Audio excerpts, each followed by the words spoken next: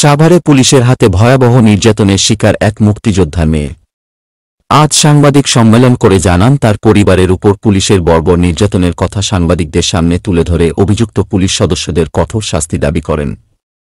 সাভার তেঁতুলঝোড়া ইউনিয়নের যাদুরচরের মধুরচর এলাকায় নিজ বাড়িতে সংবাদ সম্মেলন করেন ভুক্তভোগী পরিবারটি।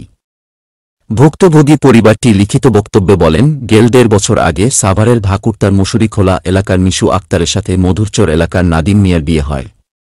বিয়ের পরে ওই গৃহবধূ নানাভাবে পরিবারে অশান্তি সৃষ্টি করলে সম্প্রতি তাকে তার বাপের বাড়িতে পাঠিয়ে দেওয়া হয়। এর কিছুদিন পরে নাদিম মিয়ার ছোট ভাই জুয়েল মিয়া বিয়ে করেন। এ সময় নাদিম মিয়ার স্ত্রী মিশু আক্তার মনে করেন তার স্বামী আবারও বিয়ে করেছেন। এই অভিযোগে তিনি শ্বশুর শাশুড়ি ও স্বামীর বিরুদ্ধে সাভার মডেল থানায় একটি লিখিত অভিযোগ দায়ের করেন। পরে ওই নারীর অভিযোগের ভিত্তিতে চলতি মাসের ২ জুন রাতে সাভার মডেল থানার এসআই আব্দুল জলিল মণ্ডল পোশাক ছাড়া সিভিল পোশাকে নাদিম মিয়ার মধুরচরের বাড়িতে যান। এসআই আব্দুল জলিল মণ্ডল নাদিমের বাড়িতে গিয়ে অনুমতি ছাড়া ঘরে প্রবেশ করলে নাদিমের মা নাজমা আক্তার তার পরিচয় জানতে চাইলে ওই পুলিশ সদস্য তাকে অকথ্য ভাষায় গালিগালাজের পাশাপাশি তাকে মারধর শুরু করেন।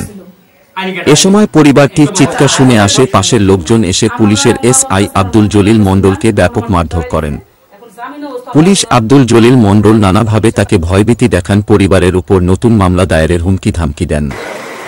বিস্তারিত দেখুন সাভার প্রতিনিধি বাবুল আহমেদ প্রতিবেদনে।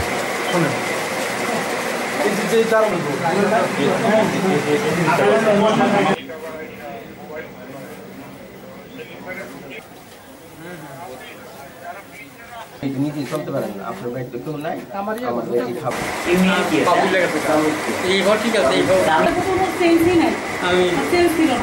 দেখান।